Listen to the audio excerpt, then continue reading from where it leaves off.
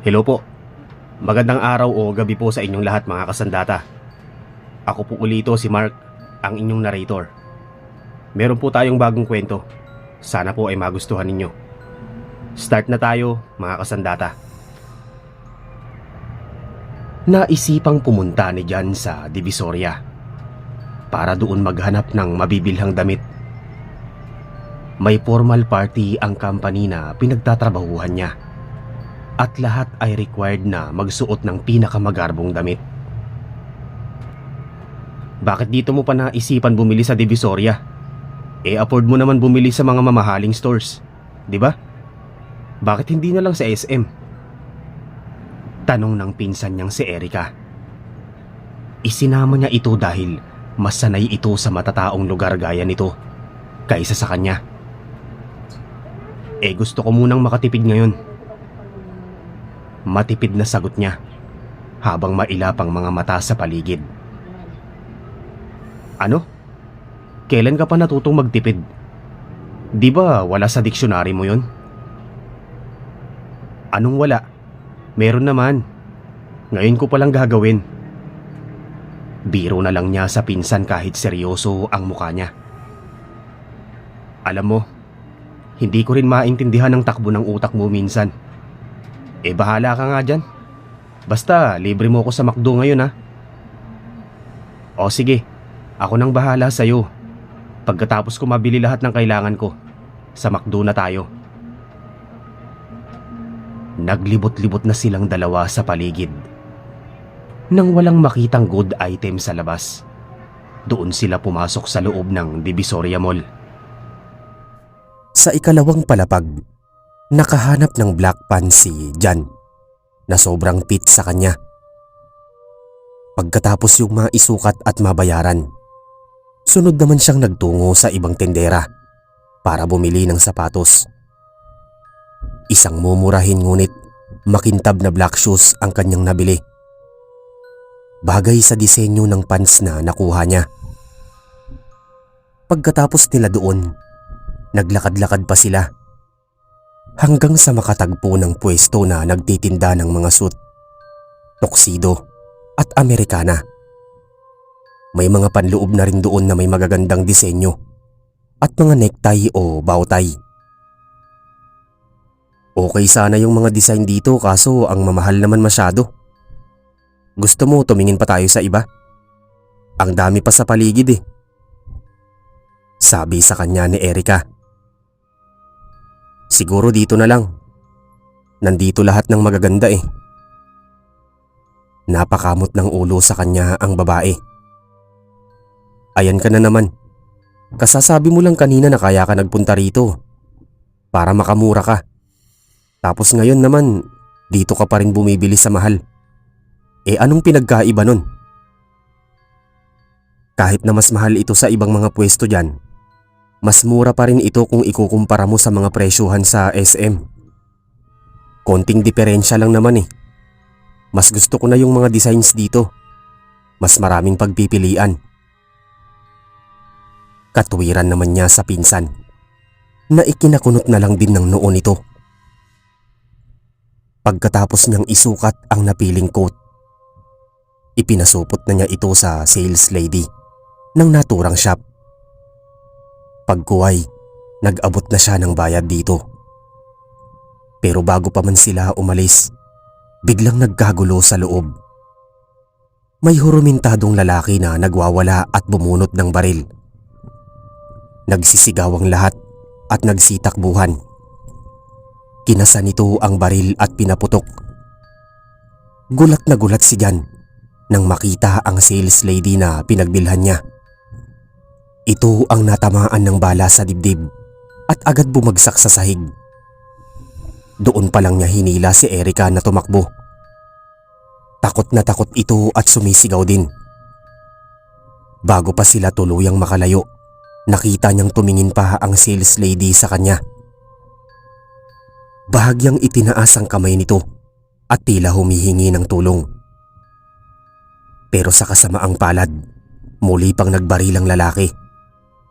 Sa ulo na yun ng sales lady tumama. Patay agad ito at naiwang dilat ang mga mata. Napamulagat sa takot si Jan. Napilitan na siyang tumakbo kasama ang pinsan para makaiwas sa armadong lalaki na nagwawala. Hanggang sa malayo, dinig na dinig nila ang sigawan ng mga tao. Sa isang iglap ay nabulabog ang buong mall. Nang makalabas sila, doon palang nakahinga ng maluwag sina Jan at Erica. Napahawak pa ang babae sa balikat niya. Grabe, hindi ko kinaya yon. Bakit naman hindi ka tumakbo agad? Buti na lang hindi ka naisipang barilin nung baliw na yon. Hinihingal na wika ni Erica sa kanya. Nakita ko kasi yung sales lady. Noong unang baril sa kanya, buhay pa siya. Tumingin pa nga sa akin at parang humihingi ng tulong. Kaso sa pangalawang baril sa kanya, doon pa lang siya natuluyan. Kawawa naman yung tao. Nagtatrabaho lang tapos bigla pang naging ganoon. Ano pang magagawa natin? Pare-pareho lang naman natin gustong mabuhay. Natural uunahin natin ang sarili natin. Ikaw yun. Makasarili ka kasi. Siraulo ka ba? Kapag nag-stay ka pa roon, baka sinunod ka na rin nung lalaki kanina. Ikaw talaga hindi ka rin nag-iisip minsan eh. Napatakip na lang siya ng noo. Tama na nga yan. Ang importante nasa labas na tayo. Halika na at sumakay na tayo ng jeep pa uwi. Hanggang sa kanilang pag-uwi, grabe pa rin ang trauma na inabot ni Erica. Hindi na ito halos makakain at medyo sumikip din ang dibdib. Kanina lang ay nagsasagutan pa sila pero ngayon masama na ang pakiramdam nito. Pinagpahinga na lang muna niya ang babae. Pagkatapos ay siya na ang kumilos sa bahay. Pati siya ay sobra ding natakot sa nangyari. Dahil doon, napatunayan niya na wala na talagang takot pumatay ang mga kriminal ngayon. Wala na silang pinipiling lugar na hindi na nga marunong magtakip ng muka. Harap-harapang papatay ang mga ito, maisakatuparan lang ang kanilang misyon. Pati tuloy siya ay natakot na ring lumabas. Paano kung bigla na lang din siyang ipabaril ng mga kaaway niya o pinagkakautangan? Buti na lang wala pa siyang naging kaaway at hindi pa nakakautang kahit kanino. Katunayan ay siya pa nga ang inuutangan at kabilang na ang sariling pinsan sa may utang sa kanya na hindi na ibinalik. Gaya ng kanyang inaasahan, trending ang pangyayaring yun sa balita kinabukasan. Lahat din ng kanyang social media, ito ang laman. Pati sa group chat nila sa trabaho, ito ang usapan. Uy, di ba sabi mo sa Divisoria ka bumili ng damit ng araw na yon? Hindi mo ba nakita yung nangyari? Tanong sa kanya ng kaibigan at katrabahong si Mila nang magkita sila. Nako, kung alam mo lang, sa harapan ko pa mismo nangyari yun. Pagkaabot ko ng bayad doon biglang sumugod yung lalaki at nagpaputok ng baril. Sagot niya naman rito habang nanlaki pa ang mga mata. Ano kaya ang nasinghot ng lalaking yun at biglang ng baril sa loob ng mall ano? Alam mo, sa tingin ko hindi lang yun nagkataon eh. Napatitig sa kanya ang kaibigan. Bakit naman? Isipin mo na lang, paano nakapasok yung lalaki na may baril? Gayong may security guard sa lahat ng entrance. Malay mo hindi na nila napansin. Di ba nga kapag pumapasok tayo sa mga ganyan, hindi naman maayos yung pagkakapkap nila sa atin pati pag-inspection ng bag? Ano ka ba? May scanner yung mga yun na dinidikit nila sa katawan ng tao. Doon pa lang madedetect na dapat yun. Kaya kung tama nga ang hinala ko, baka sinadya yung nangyari. Baka aware talaga yung security sa pagpasok ng lalaking yun. At baka yung sales lady lang talaga ang target niya. Paano ka naman nakakasiguro dyan? Hinala ko lang kasi. Baka yung sales lady lang talaga ang gusto niyang patayin. Kasi noong manggulo siya kahapon, hindi ko naman siya nakitang ng baril pa ng ibang tao eh. Pagkatapos niyang mabaril yung sales lady, parang tumakas na rin ata siya agad nun. Wala na siyang ibang binaril pa. Tapos pati kami ng pinsan ko hindi rin niya ginalaw. Katabi pa nga namin mismo yung sales lady noon. Kung talagang wala siya sa tamang katinuan, dapat pati kami nabaril na rin. Pero hindi. Kaya malakas talaga ang kutob ko na assassination yung nangyari. Napatango naman ang babae sa mga itinura niya. Kung sa bagay may punto ka. Pero kung sinadya talagang patayin yung sales lady na yon, ano kaya ang kasalanan niya no? Para patayin siya ng ganon? Hindi nakasagot si Jan doon. Maging siya ay masyado pa ring magulo ang utak sa mga nangyari. Nasa dibdib pa rin niya ang takot at kaba. Pati ang pinsan niyang si Erica ay hindi pa rin nakaka-recover hanggang ngayon. Holiday ng araw na yon, kaya walang pasok sa trabaho. Habang kumakain si Jan, wala sa loob na napalingon siya sa bintana. Laking gulat niya nang makita doon ang sales lady na nakadungaw. Duguan ang ulo nito at malalim ang titig. Napatayo siya sa sobrang takot, pero agad ding kumalma nang mawala na ang babae doon. Naglaho ito na parang bula. Agad siyang nagtungo sa bintana at sumilip. Imposibleng may makadungaw doon dahil nasa 6th floor pa ang condo unit niya. At kung may sisilip mang tao sa bintana, kinakailangan nitong magkaroon ng pakpak para makalipad. Isang bagay na imposible namang mangyari, kaya doon ay walang duda. Multo nga ang nakita niya. Nagsimula ng kabahan si Jan para sa sarili. Mukhang ito na ang kinatatakutan niya. Nagsisimula ng magpakita sa kanya ang multo ng sales lady. Silang dalawa ang huling nagkatinginan bago ito nalagutan ng hininga.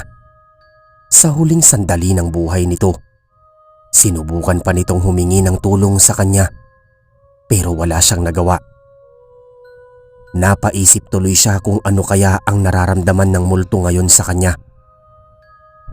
Galit ba ito dahil pinili niyang tumakbo at tumakas kaysa tumulong? O nalulungkot lang ito sa sariling kamatayan at ang pagpapakita sa kanya ang pamamaraan nito para ipadama ang kalungkutang yun? Kung ano man ang totoong dahilan ay ayaw na niyang malaman. Ang gusto lang niya ay matapos na ang kababalaghang ito sa lalong madaling panahon. Sinubukan niyang kumonsulta sa mga paranormal expert para manghingi ng proteksyon laban sa mga multo. Pero kahit anong ritual ang ginawa niya, tila wala yung naging epekto. Dahil sa mga sumunod na araw, muling nagpakita sa kanya ang babae. Hindi lang 2, 3 o 4 na beses. Halos araw-araw na itong nagpapakita. Maging sa mga pampublikong lugar at maraming tao. Minsan ay nakikita niya itong tumatawid kasama ang mga tao sa kalsada. Minsan ay nakaupo sa gitna ng mga tao sa restaurant. Minsan naman ay kasabay niya mismo sa loob ng bus o jeep. At madalas nakikita niya itong umaakyat sa hagdan ng kanilang kondo o kaya'y naglalakad sa mga pasilyo. Kahit saan siya magpunta ay sinusundan siya nito. Maging sa pagligo, bigla pa itong humahawak at humahablot sa buhok niya. Isang araw, napilitan siyang makipagkita sa kaibigang si Angelo. Katunayan, hindi lang kaibigan ang turing niya dito dahil may lihim siyang pagtingin sa lalaki. Oo, isa siyang silahis at si Angelo talaga ang laman ng puso niya. Ang problema, straight ang kaibigan niya, kaya walang pag-asa na maging sila. Pero ang closeness nilang dalawa noon ay sapat na sa kanya para punuin ng kanyang imahinasyon at pantasya. Pero dahil sa dami ng pinagdadaanan nito ngayon, halos hindi na siya nito napapansin. Tulad ngayon, siya pa ang pumunta sa bahay ng lalaki at nakiusap kung pwede itong makakwentuhan. Hindi tulad noon na ito pa ang unang pumupunta sa kanya o kaya'y unang nagyayaya sa bahay nito. Aaminin niya na habang tumatagal, unti-unti nang lumalayo ang loob ng lalaki sa kanya. Kaya ginagawa niya ang lahat ng paraan para muling mapalapit dito. Kumusta ka na? Ilang linggo ka nang nagmumukmuk dito ah. Wala ka bang balak lumabas? Tanong niya sa lalaki habang nakaupo ito sa gilid ng kama nito. Napayuko lang ang lalaki at namumugto na ang mga mata sa puyat. Halatang problemado talaga ito. Wala na akong ganang lumabas pa. Alam mo, hindi ka matatahimik kung hindi mo tatanggapin ang mga nangyari. Wala na siya. Patay na siya. Lalo mo lang sinasaktan ang sarili mo sa mga ginagawa mo. Pero hindi ko matanggap. Kahit kailan, hindi ko matatanggap. Tuluyan nang napaiyak ang lalaki. Hindi maiwasang maawa ni Jan sa kalagayan ni Angelo. Habang pinagmamasdan niya itong tumatangis, doon sumagi sa isip niya ang buong katotohanan. Ang isang malagim na katotohanan na may kinalaman siya sa pagkamatay ng live-in partner nito. Walang iba kundi ang mismong sales lady sa mall na yon, sa Divisoria. Lingid sa kaalaman ng lahat, siya talaga ang tunay na salarin sa pagkamatay ng sales lady. Nag-utos siya ng tao para sumunod sa kanila sa loob at nagkunwari siyang bibili dito. At nang maisagawa na niya ang parte niya, doon sumugod ang kasabwat niya para barili ng babae. Bukod dito, may kasabwat din siya sa mga security personnel ng mall, kaya madali niyang nagawa ang plano. Ginamit niya ang pera at impluwensya para maisagawa lahat ng ito. Isang tapal lang niya ng salapi sa mukha ng mga ito. Madali na lang niyang napasunod ang lahat sa kanyang plano. Ang sales lady na yon na nagngangalang Jessa ang live-in partner ni Angelo. Nagsasama na ang dalawa rito sa loob ng 2 taon. At mula nang makilala ni Angelo ang babaeng ito, doon na unti-unting nabawasan ang atensyon nito sa kanya. Hindi na siya ang niyayaya nitong lumabas at mamasyal. Sila na ng babaeng yun ang laging magkasama. Isang bagay na sobrang nagbigay ng galit sa kanya.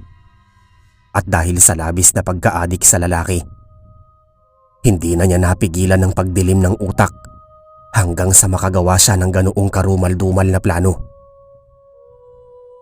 Oo, alam niya sa sarili na siya ang punot dulo ng lahat. Nilapitan niya si Angelo at tinapik sa likod. Pasimple lang siya para makachansing. Alam mo pare, nandito lang ako. Magkaibigan pa rin naman tayo, di ba? Kaya kung malungkot ka at gusto mo ng kausap, nandito lang ako. Tawagin mo ko. Yayain mo kong uminom. Sasamahan kita hanggang sa makarecover ka. Pinunasan ni Angelo ang mga luha. Salamat pare. Pagkatapos nilang mag-usap ng gabing yon, ay lumabas na siya sa apartment ng lalaki. Sumakay na siya sa kanyang motor pa uwi. Ngunit habang nasa kalsada siya, biglang may malamig na mga kamay na humawak sa tiyan niya. Naramdaman din niya ang malamig nitong ulo na tila sumandal sa likod niya. Sa sobrang takot ay nawalan ng preno si Jan at sumemplang ang motor na minamaneho niya. Tumama siya sa isang puno. Mabuti na lamang at hindi siya gaanong napuruhan. Tumilapon din sa malayo ang motor niya habang umaandar pa ang makina. Paglingon niya sa kalsada, napamulagat siya sa gulat ng masilayan ng dugo ang sales lady na si Jessa. Matalimang titig nito sa kanya at unti-unting lumapit. Hayop ka. Pinatay mo ko. Ikaw ang may pakana ng lahat. Mabagal nitong wika sa malalim na tinig. Parang nagmula sa ilalim ng hukay ang boses nito. Napasandal na lang sa isang tabi si Jan habang nanginginig. Bakit? Paano mo nalaman? Akala mo, habang buhay mong maitatago ang sikreto mo? Dito sa kabilang buhay, nakikita namin lahat ang tunay na nangyari sa amin. Kaya alam ko na ikaw ang totoong salarin sa lahat ng ito. Ikaw ang nag-utos para ipapatay ako, para magkahiwalay kami ni Angelo, at para masolo mo na siya. Hindi! Sigaw ni Jan sa multo. Sa pagkakataong yon ay hindi na siya natakot dito. Hindi ako papayag na maging masaya ka, kaya dapat lang ang nangyari sa'yo. Ngayong wala ka na, hindi mo na ako mapipigilan. Mapapasa akin muli ang lalaking mahal ko. Diyan ka nagkakamali. Kung inaakala mong wala na akong magagawa, humanda ka sa pinakamalagim mong parusa. Lalong tumalim ang muka ng multo. Sa sobrang galit, napilitan ng tumayo si Jan para atakihin ito. Subalit sa isang iglap, biglang naglaho ang babae. At sa paglaho nito, kasabay namang lumitaw sa kanya ang rumaragasang truck sa gitna ng daan. May truck na pala roon pero itinago lang ng babae sa paningin niya. At ngayong wala na ito, hindi na niya napigilan ang pagsalpok ng truck sa katawan niya. Tumilapon siya palayo at nalagutan ng hininga. Ang tindi ng pinsala na tinamo niya. Halos magkalasog-lasog ang kanyang katawan. Huli na ang lahat para kay Jan. Huli na bago niya matuklasan na hindi solusyon ang krimen para makuha ang lahat ng gusto sa mundo. Dahil kapag buhay ang kinuha, buhay din ang kapalit.